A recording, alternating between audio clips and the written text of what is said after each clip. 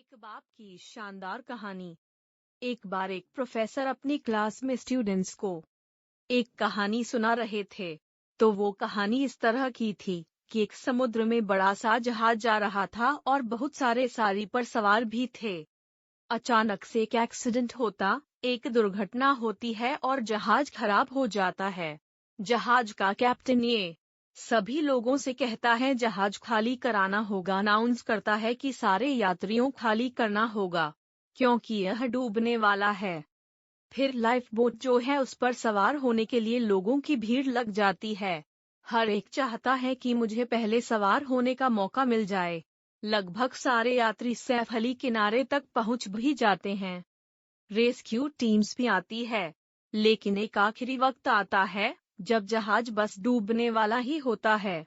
सिर्फ एक ही life boat बची होती है, लेकिन जहाज पर 2 लोग थे।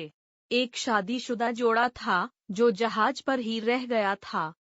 उन दोनों में से जो पति होता है वह अपनी बीवी को जोर से धक्का देता है जहाज की तरफ और खुद कूद कर लिव बोट पर बैठ जाता है और किनारे की तरफ जब जा रहा होता है, जब जहाज डूब रहा होता है जिस पर वह पत्नी खड़ी होती है, वह चिल्लाती और कहती है अपने पति से कुछ। तो प्रोफेसर ने अपनी कहानी बीच में रोक करके बच्चों से पूछा कि क्या लगता है, क्या कहा होगा? मोस्टली ने जवाब दिया कि सर उसकी पत्नी ने कहा होगा आई हेट यू, मैं तुमसे नफरत करती हूँ। मैंने इतना प्यार किया लेकिन तुमने धोखा दिया, ये सब कहा होगा सर। हो सकता है कहा हो कि तुम बड़े सेल्फिश हो, मतलबी निकले हुए हो। एक बच्चा चुपचाप होकर बैठा था, तो उसको प्रोफेसर ने पूछा कि आप बताओ, क्या कहा होगा उस पत्नी ने अपने पति को? उस बच्चे ने कहा कि हो सकता है पत्नी ने अपने पति से कहा हो कि हमारी बच्चों का ख्याल रखना। प्रोफेसर चौंक गए और कहा सही जवाब है, लेकिन तुम्हें कैसे पता? तुमने कहानी सुन रखी थी क्या? लड़के ने कहा नहीं सर, मैंने कहानी नहीं सुनी रखी थी। मेरी बीमार माँ भी जब अपने जीवन के आखिरी सांस ले रही थी तो मेरे पिता से यही कहा था कि हमारे बच्चे का ख्याल रखना। प्रोफेसर दुखी हुए। फिर उन्होंने कहा कि आपकी बात सही है, उस पत्नी ने अपने पति से यही कहा था कि हमारे बच्चों का ख्याल रखना। उन्होंने कहानी आगे बढ़ाई। उन्होंने कहा कि उस जहाज पर जो महिला बची थी, वह जहाज बस डूब गया और महिला की मौत हो गई। उस पत्नी का जो पति था वो किनारे पर आ गया, घर पहुंचा, उनकी बेटी थी। उस छोटी बच्ची का लालन पालन किया, उसे पढ़ाया लिखाया और उसका शादी करवाया। और वक्त का सर्कल है।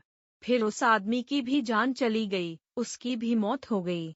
जो बेटी थी वह एक दिन अपने घर पर मायके में आई हुई थी और घर की साफ सफाई कर रही थी और सामान सारा देख रही थी। उसको अलमारी में एक डायरी मिलती है जो कि उसके पिता की थी, और उस डायरी के आखिरी पेज पर लिखा हुआ था कि मुझे क्षमा करना, मैं उस समय समंदर में तुम्हारे साथ समाना चाहता था, लेकिन चाह करके भी ऐसा नहीं कर सका। मुझे कठोर फैसला लेना पड़ा। हमारी संतान को पालना पोषण जरूरी था, इसलिए मैंने तुम्हें वहीं छोड़कर के खुद की जान बचाना मुनासिब समझा। मुझे मालूम था कि तुम बीमारी से ग्रस्त हो, कुछ दिनों में वैसे भी तुम यह दुनिया छोड़कर जाने वाली थी। ऐसे में मुझे यह कठोर फैसला लेना पड़ा, वरना मेरा यकीन मानो, मैं तुम्हारे साथ समंदर में उस पल समा जाना चाहता था, तुम्हारे बिना लेकिन चाह करके भी ऐसा नहीं कर सका। मुझे कठोर फैसला लेना पड़ा। हमारी संतान को पालना पोषण जरूरी था, इसलिए मैंने तुम्हें वहीं छोड़कर के खुद की जान बचाना मुनासिब समझा। मुझे मालूम था कि तुम बीमारी से ग्रस्त हो, कुछ दिनों में वैसे भी तुम यह दुनिया छोड़कर जाने वाली थी। ऐसे में मुझे यह कठोर फैसला लेना पड़ा, वरना मेरा यकीन मानो, मैं तुम्हारे साथ समंदर में उस पल समा जाना चाहता था, तुम्हारे बिना मेरी जिंदगी का कोई मतलब नहीं है। वो बच्ची जब ये पढ़ रही थी तो रोती चली जा रही थी। कहीं ना कहीं उसके मन में ये चलता था कि पिता ने माँ को वहाँ अकेले क्यों छोड़ दिया, लेकिन उसे समझ में आया कि पिता ने ऐसा फैसला क्यों किया था। इस जीवन में बहुत सारी बातें सही गलत से ऊपर है। बहुत सारी बातें बहुत कॉम्प्लेक्स होते हैं, बहुत जटिल होती है। जिन्हें समझ पाना बड़ा मुश्किल होता है हमारे लिए। और हम में से काफी लोग बस तुरंत रिएक्ट कर देते हैं, बात बोल देते हैं, सोचते नहीं, विचार नहीं करते, इमीडिएटली रिएक्शन देते हैं। आप ऐसे करते रहेंगे तो लोगों को खोते रहेंगे।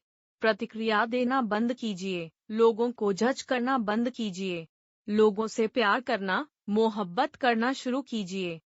एक बुजुर्ग ने कहा था कि मुझे चुप रहने पर कभी अफसोस नहीं हुआ, हमेशा बोलने पर अफसोस हुआ है। इसीलिए हमको कुछ भी बोलो हमेशा सोच समझ कर ही बोलना ही है।